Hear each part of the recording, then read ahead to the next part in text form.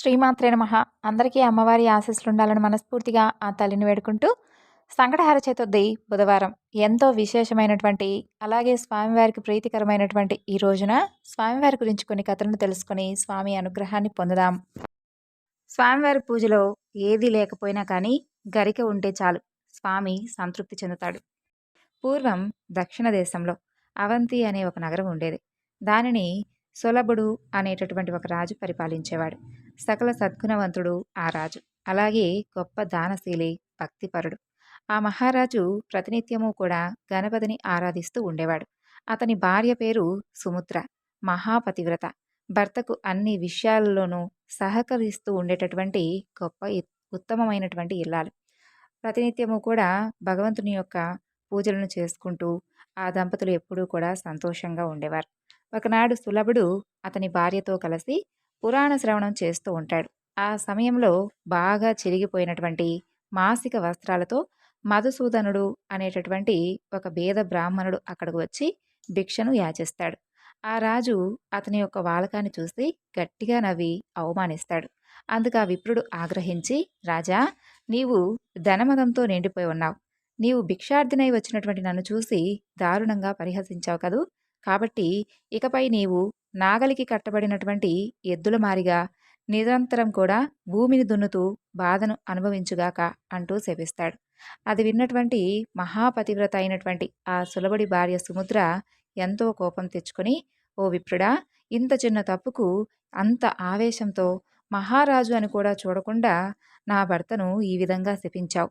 అందుకుగాను నీవు కూడా యుక్తాయుక్త విచక్షణ తెలియనటువంటి కంచరగాడిదైపోగాక అంటూ తిరిగి శపిస్తుంది. ఇక మధుసూదనుడికి మరింత ఆగ్రహం కలుగుతుంది. మహారాణి, నన్ను విప్రుడనను కూడా చూడకుండా శపించావు కదూ. నీవొక చండాలురాలిగా మారి కటిక దరిద్రాన్ని అనుభవిస్తూ తినకూడనవన్నీ కూడా తింటూ దౌర్భాగ్యమైనటువంటి జీవితాన్ని గడుపుగాక అంటూ ఆ రాజపత్ని సుముద్రకు శాపాన్నిస్తాడు ఆ బ్రాహ్మణుడు. ఆ విధంగా ఆ ముగ్గురు కూడా పరస్పరం శాపాలిచ్చుకొని వారి వారి శరీరాలను వదిలేస్తారు. ఇక ఈ సులభ మహారాజు నాగలికి కట్టబడినటువంటి ఎద్దుగా మారిపోగా, మధుసూదనుడనేటటువంటి బ్రాహ్మణుడు కంచరగాడిదిగా మారిపోతాడు. రాజపత్ని సుముద్ర దరిద్రం అనుభవించేటటువంటి ఒక చండాలురాలిగా మారిపోతుంది. ఒకనాడు చండాల స్త్రీగా మారినటువంటి సుముద్ర ఆహారం కోసం తాను నివసించే గ్రామానికి దక్షిణం వైపు ఉన్నటువంటి ప్రదేశానికి వెళుతుంది. అక్కడ దారిలో ఆమెకు ఒక దివ్యమైనటువంటి ఆలయం కనిపిస్తుంది.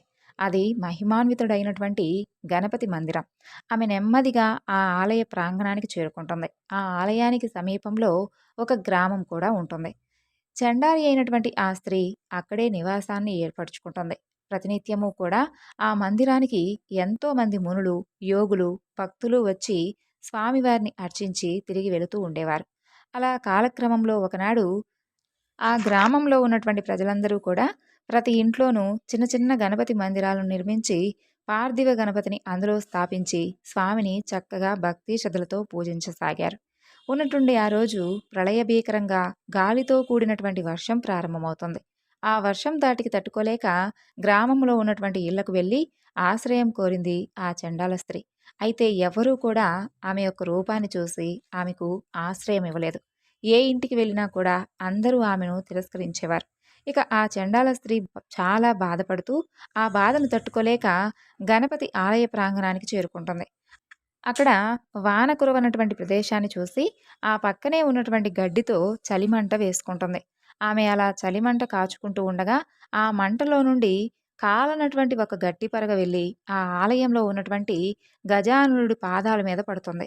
అయితే ఆశ్చర్యకరంగా అదే సమయానికి కంచరగాడిదగా శపింపబడినటువంటి మధుసూదనుడు గాడిద రూపంలో వానకు చలికి తట్టుకోలేక అదే ఆలయ ప్రాంగణంలోకి వస్తాడు.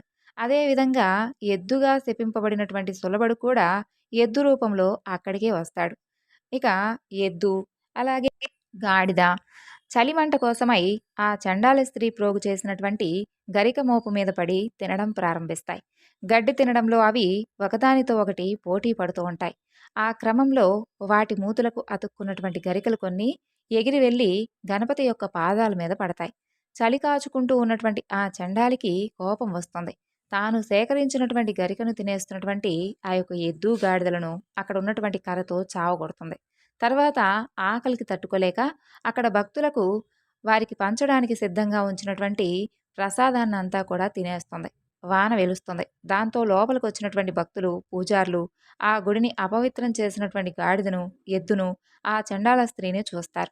వారికి కోపం వచ్చి ఆ ముగ్గురిని కూడా కర్రలతో బాదుతూ వెంబడిస్తారు. వారి దెబ్బలకు తట్టుకోలేక ఆ గాడిద, ఎద్దు, ఆ చండాలి ఆ ముగ్గురు కూడా గుడి చుట్టూ పరిగెత్తడం ప్రారంభిస్తారు.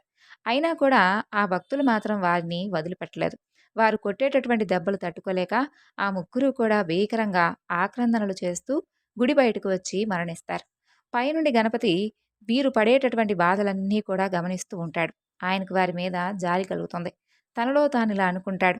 శాపగ్రస్తులైనటువంటి ఈ ముగ్గురు కూడా ఇంతకు ముందే గరికల ద్వారా తెలియకుండా నా పాదాలను అర్చించారు కదా!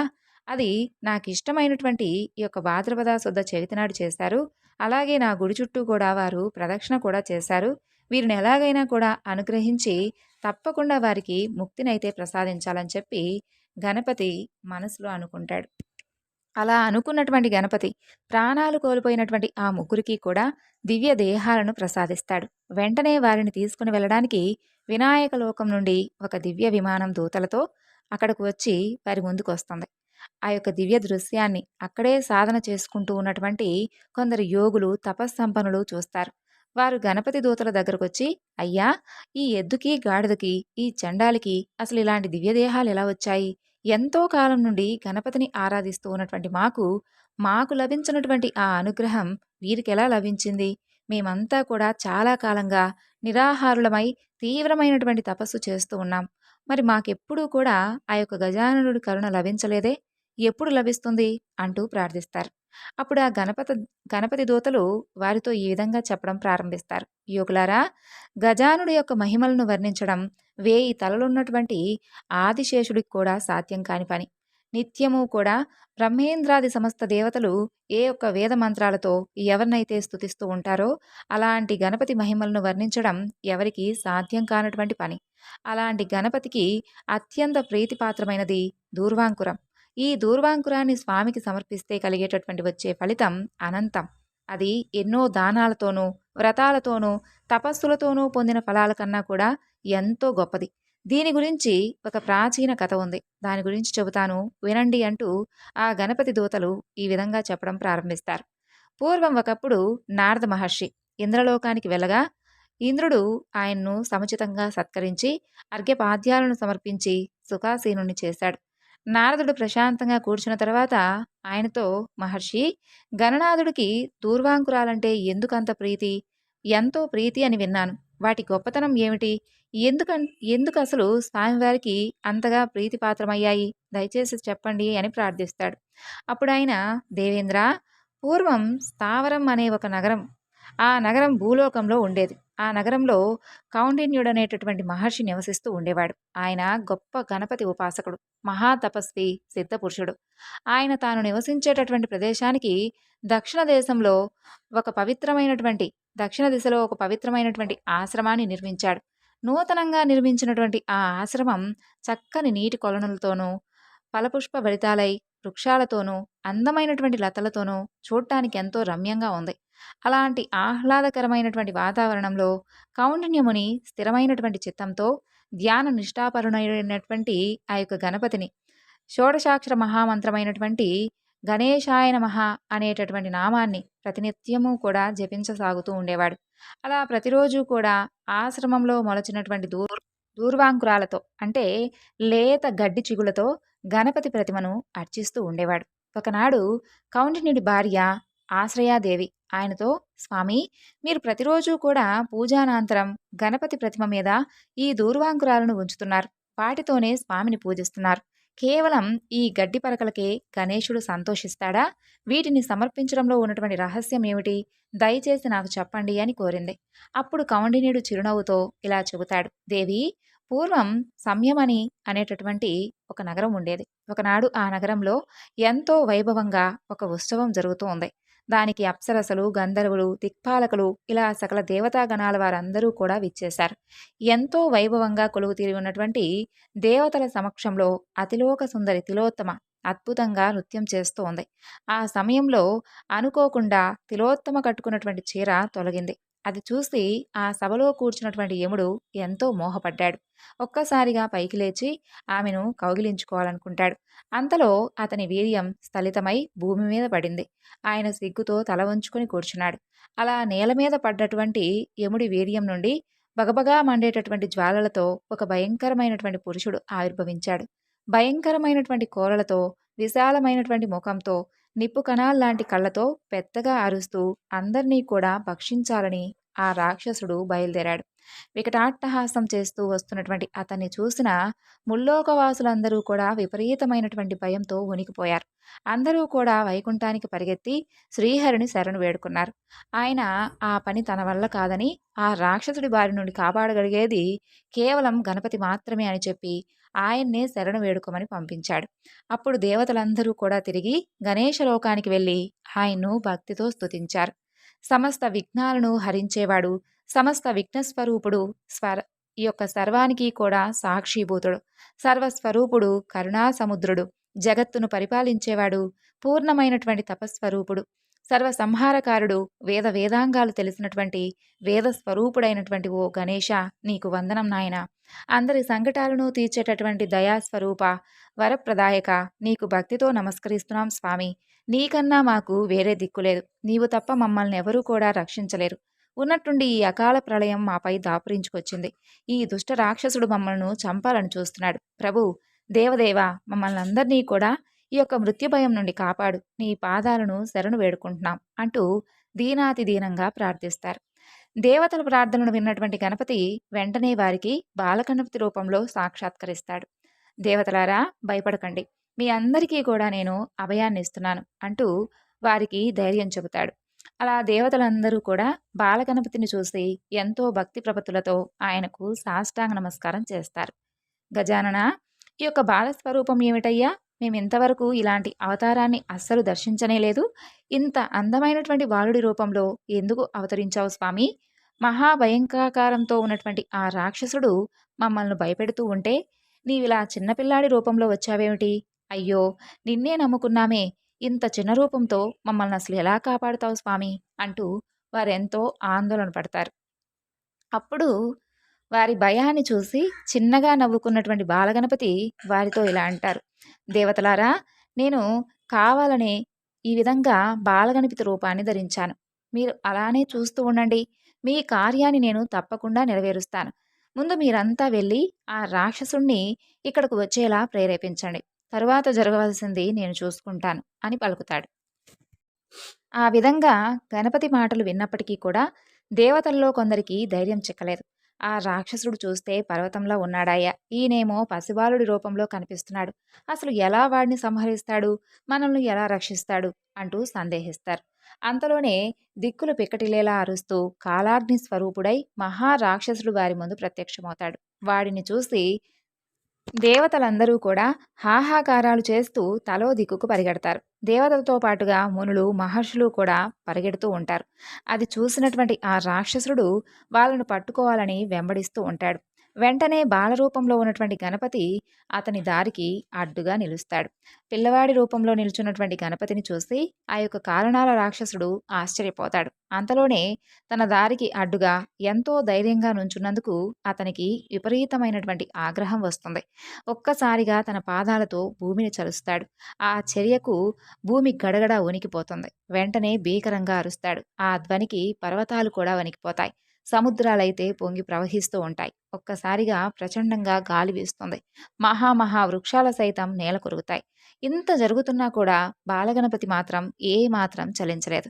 అలాగే స్థిరంగా నిలబడి తన యొక్క చిన్న చిన్న చేతులతో మహాబలవంతుడైనటువంటి ఆ యొక్క అసురుణ్ణి ఒక్కసారిగా అవలీలగా పైకి లేపి అందరూ చూస్తూ ఉండగా అమాంతం మింగేస్తాడు. ఆ అద్భుతాన్ని చూసినటువంటి దేవతలందరూ కూడా హర్షధ్వానాలు చేస్తారు. బాలగణపతికి నమస్కరించి స్తుతిస్తారు. ఆ విధంగా బాలగణపతి ఉదరంలోకి చేరినటువంటి ఆ రాక్షసుడు లోపలే దగ్ధమైపోతాడు. దాంతో బాలగణపతి శరీరం అంతా కూడా విపరీతమైనటువంటి వేడెక్కిపోతుంది.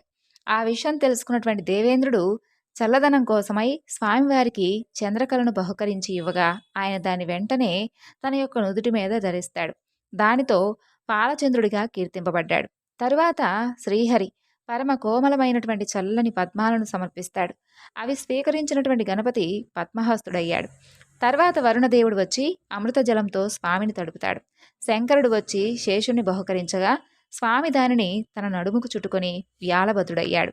అలా గణపతికి తన యొక్క తాపం మాత్రం చల్లారలేదు. విపరీతమైనటువంటి వేడి ఉంటుంది. ఆ సమయంలో సమస్త లోకాలలో ఉన్నటువంటి 8,000 మంది మునీశ్వరులందరూ కూడా మహర్షులు, తపస్సులు మూకుమ్మడిగా వచ్చి ఒక్కొక్కరు 21 దూర్వాంకురాలు చొప్పున స్వామివారికి భక్తిగా సమర్పించారు. ఆ విధంగా గణపతి వాటన్నిటినీ కూడా వంటి మీద తీసుకొని ధరిస్తాడు. దాంతో ఆయన యొక్క శరీర తాపం అంతా కూడా పూర్తిగా చల్లారుతుంది. ఆ విధంగా దేనితోనూ చల్లారినటువంటి గణేశుని యొక్క శరీర తాపం కేవలం దూర్వాంకురాల వలన చల్లబడడంతో ఆ యొక్క దేవతలందరూ కూడా నాటి నుండి గణేశుణ్ణి దూర్వాంకురాలతో పూజించడం మొదలుపెట్టారు. వారి పూజలతో సంతృప్తి చెందినటువంటి గణపతి ఎంతో సంతృప్తి చెందాడు. కాబట్టి ప్రియమైన దేవతలారా, మీరు సమర్పించినటువంటి దూర్వాంకురాలు నా యొక్క శరీర తాపాన్ని పోగొట్టి నాకు ఎంతో హాయిని చేకూర్చాయి. కాబట్టి ఇవంటే నాకెంతో ఇష్టం. మీరు నా పూజ కోసం సేకరించేటటువంటి పదార్థాలతో దూర్వాంకురాలు తప్పకుండా ఉండాలి. అసలు ఇవి లేకుండా చేసే పూజను నేను ఎట్టి పరిస్థితిలోనూ స్వీకరించను. ఉదయకాలంలో నా పూజ చేసే భక్తులు 21 లేదా కనీసం ఒక్క దూర్వాంకురానైనా సరే నాకు సమర్పిస్తే నేను ఎంతో ప్రీతి చెందుతాను. అదే నాకు ఎంతో సంతోషకరం. వారు చేసేటటువంటి పూజ అనంతమైనటువంటి శుభ ఫలితాన్ని ఇస్తుంది అంటూ అందరినీ కూడా ఆశీర్వదించి అంతర్ధానమవుతాడు బాలగణపతి. అలా గజాననుడు మహారాక్షసుని సంహరించినటువంటి ఆ ప్రదేశంలో దేవతలందరూ కూడా కలిసి ఒక గణపతి ఆలయాన్ని నిర్మించారు. అందులో స్వామివారి ప్రతిమను స్థాపించి విఘ్నహర గణపతి అనేటటువంటి పేరు పెట్టారు. కాలాననుడు అనేటటువంటి ఆ అసురుడిపై విజయం సాధించినటువంటి ఆ యొక్క ప్రదేశం కాలాంతరంలో విజయపురం అని ప్రసిద్ధి చెందింది. అక్కడ చేసినటువంటి జపం, తపం అనంతమైనటువంటి పుణ్యాన్ని ఇస్తుంది. ఓ ఆశ్రయ, నీవు కోరిన విధంగా దూర్వాంకుర మహత్యం గురించి నాకు తెలిసింది నీకు చెప్పాను. దీనిని వినడం వలన కూడా అనంతమైనటువంటి పుణ్యం లభిస్తుందని చెప్పి అనుష్ఠానం కోసం సమీపంలో ఉన్నటువంటి నదీ తీరానికి వెళ్ళిపోయాడు కౌండిన్య మహర్షి. ఇక నదీ తీరం నుండి అనుష్ఠానాన్ని ముగించుకొని ఆశ్రమానికి చేరుకుంటాడు కౌండిన్యుడు. మరలా ఆయన భార్య, నాదా, ఇంకా ఇంకా నాకు గణపతి మహిమలు తెలుసుకోవాలనుంది, దయచేసి చెప్పండి అని కోరుకుంటుంది.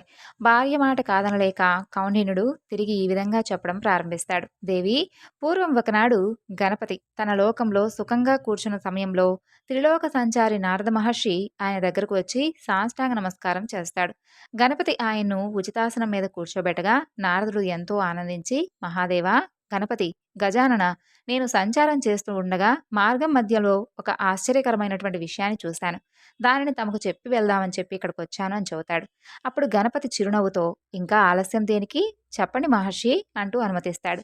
ప్రభు, భూలోకంలో మిథిలా అనే నగరాన్ని జనకుడు అనేటటువంటి మహారాజు పరిపాలిస్తున్నాడు. అతను ఎన్నో దాన ధర్మాలు చేసి ధర్మాత్ముడిగా ప్రసిద్ధి చెందాడు. నిత్యం దేవబ్రాహ్మణులను, సాధు సజ్జనులను కూడా పూజిస్తూ ధర్మబద్ధంగా జీవిస్తూ ఉన్నాడు. ఆయన అంతటి ధర్మతత్పరుడిగా ఉన్నందువల్లే ఎంత దానం చేస్తున్నా ఆయన దగ్గరున్నటువంటి సంపద ఎప్పటికీ కూడా తరగకుండా అలాగే స్థిరంగా ఉంది. ఒకనాడు నేను ఆయన గృహానికి వెళ్ళి అభినందించాను. అయితే తాను గొప్ప బ్రహ్మజ్ఞానం అనేటటువంటి అభిమానంతో నన్ను కొద్దిగా అపహసించాడు.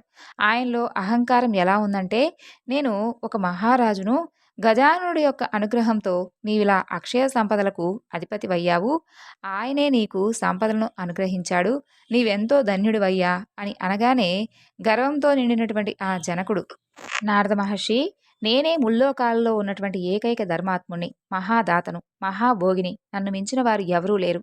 నా ఈ యొక్క సర్వం మొత్తం కూడా నా ప్రమేయంతోనే జరుగుతుంది. ఎందుకంటే నా దగ్గర ఎంతో గొప్పదైనటువంటి బ్రహ్మజ్ఞానం ఉంది. అందుకే ఈ అన్నిటికీ కూడా కర్త, కర్మ, క్రియ అన్నీ నేనే అన్నాడు. ఆ మాటలు విని నాకు కోపం వచ్చింది. జనకరాజా, నీ మాటలు తప్పు. నువ్వెంతో బ్రహ్మజ్ఞానివి అయి ఉండొచ్చు, అందరికన్నా గొప్పవాడివి కావచ్చు. అయితే నీవు ఎందరికన్నా కూడా గొప్పవాడివి అనేటటువంటి భావం నీలో ఉండడం మంచిది కాదు. ఆ అహంకారం నీకు తగదు. సృష్టి, స్థితి, లయకారకుడు గణపతి. ఆయన తప్ప మరెవ్వరూ కూడా లోకంలో సర్వజ్ఞుడు కాలేరు. అన్ని గొప్ప కార్యాలు కేవలం నేనొక్కడినే చేస్తున్నానని, నాకు సాటి మరొకరు లేరని దంభాలు పలుకుతున్నావు. ఇది తప్పు. త్వరలోనే నీ తప్పును నువ్వు తెలుసుకునేటటువంటి రోజొస్తుంది. జాగ్రత్త అని హెచ్చరించాను. ఆ విషయాన్నే మీకు చెబుదామని వచ్చాను ప్రభూ అంటూ నారదుడు వినాయకుడి దగ్గర నుండి వీడ్కోలు తీసుకొని వెళ్ళిపోతాడు. ఆ విధంగా జనకుడి గురించి నారదుడు చెప్పి వెళ్ళిపోయాక గణపతి జనకుడిని పరీక్షించాలనుకొని భూలోకానికి వెళతాడు. ఒళ్ళంతా కురుపులతో రక్తం కారుతూ బాగా చిరిగిపోయినటువంటి వస్త్రాలను ధరించి ఒక కురూపి అయినటువంటి పేద బ్రాహ్మణుడి వేషంలో నెమ్మదిగా జనకుడు రాజమందిరం దగ్గరకు వస్తాడు. అక్కడ ఉన్నటువంటి ద్వారపాలకులతో, అయ్యా, మీరు లోపలికి వెళ్ళి ఒక పేద బ్రాహ్మణుడు ఎంతో ఆకలితో వచ్చాడని మీ రాజుకు చెప్పండి అంటూ అర్థిస్తాడు. వెంటనే వారిలో ఒక ద్వారపాలకుడు లోపలికి వెళ్ళి జనకరాజుతో ఆ విషయం గురించి చెబుతాడు. జనకుడు వెంటనే ఆ బ్రాహ్మణ్ణు లోపలికి తీసుకొని రమ్మని చెప్పి చెబుతాడు. రుద్రుడి రూపంలో ఉన్నటువంటి గణపతి లోపలికి వెళతాడు. దూరం నుండే ఒళ్ళంతా కురుపులతో దుర్వాసన వెదజల్లుతూ వస్తున్నటువంటి ఆ వృద్ధుణ్ణి చూసి, ఆహా, ఎవరితను ఇంత జుగుప్సాకరంగా ఉన్నాడు? బహుశా నన్ను పరీక్షించడానికి పరమేశ్వరుడే ఈ రూపంలో వచ్చాడేమో. ఏదేమైనా సరే ఇతని ఆకలి తీర్చి సంతృప్తి పరచాలి అని అనుకుంటాడు జనకుడు. అలా వృద్ధుడు జనకుడి దగ్గరకొచ్చి, జనకరాజేంద్ర, నువ్వెంతో ధర్మాత్ముడివి, దానశీలివి అని విన్నాను. ఎంతో కాలంగా తీవ్రమైనటువంటి ఆకలితో బాధపడుతున్నానయ్యా. దయచేసి నా కడుపు నింపు. నీకు 100 యాగాలు చేసినంత పుణ్యం వస్తుంది అంటాడు. జనకుడు వెంటనే పరిచారకులను పిలిచి ఆ వృద్ధుడికి కావలసినంత భోజనం పెట్టి పంపించమని చెప్పి ఆజ్ఞాపిస్తాడు. ఆ ఇంకా వారందరూ కూడా వృద్ధుని తీసుకుని వెళ్ళి శుభ్రంగా అతనికి స్నానం చేయించి నూతన వస్త్రాలిచ్చి తమతో పాటుగా భోజనశాలకు తీసుకువెళ్తారు. ఇక వంటవారిని పిలిచి షడ్రశోపేతంగా అన్ని రకాల ఆహార పదార్థాలను ఏర్పాటు చేస్తారు. ఆ వృద్ధుడు వాటన్నిటినీ కూడా కేవలం ఒక్క నిమిషంలోనే ఆరగించేస్తాడు. బాగా ఆకలిగా ఉన్నాడు కాబోలనుకొని తిరిగి పెద్ద అన్నపు రాశిని ఆహార పదార్థాలను పెట్టేస్తారు. వాటిని కూడా ఒక ముద్దగా చేసుకొని తినేస్తాడు. ఆ విధంగా 10,000 మందికి సరిపడా ఆహార పదార్థాలన్నీ కూడా తినేసినటువంటి ఆ వృద్ధుడు ఇంకా ఇంకా కావాలి అని అడుగుతాడు. ఆ వింతకు ఆశ్చర్యపోయినటువంటి వంటవాళ్ళు, రాజ్యంలో ఉన్న వాళ్ళందరూ కూడా, అలాగే ఎవరైతే వంటవాళ్ళు ఉన్నారో వాళ్ళందరినీ రప్పించి ఎన్నెన్నో పదార్థాలను వడ్డించి పెడతారు. అయినా వృద్ధుడి ఆకలి తీరదు. పెట్టింది పెట్టినట్లుగా తినేస్తాడు. వంటశాలలో ఉన్నటువంటి బియ్యం అంతా అయిపోతుంది. ఎన్నో రోజులు వంట కోసం దాచినటువంటి ఆహార పదార్థాలు కూడా అయిపోతాయి. ఇక వంటవాళ్ళు పరుగెత్తి జనక మహారాజుతో విషయం గురించి అవుతారు. మహారాజా, అసలు ఆ వృద్ధుడెవరు? మన సర్వాన్ని మింగేసేలా ఉన్నాడు. మీరేమో అడిగినంత తృప్తిగా పెట్టమని ఆజ్ఞాపించారు. మన దగ్గర ఉన్నటువంటి పదార్థాలన్నీ కూడా అయిపోయాయి. ఇప్పుడేం చేయమంటారు అని అడుగుతారు. అప్పుడు జనకుడు ఈ వింతకు ఆశ్చర్యపోతూ, సరే, మీరు మన రాజ్యంలో ఇంటింటికి బట్టలను పంపించి వారి దగ్గర ఉన్నటువంటి ధాన్యాన్నంతా తెప్పించి అతని ఆకలి తీర్చండి అంటూ ఆజ్ఞాపిస్తాడు.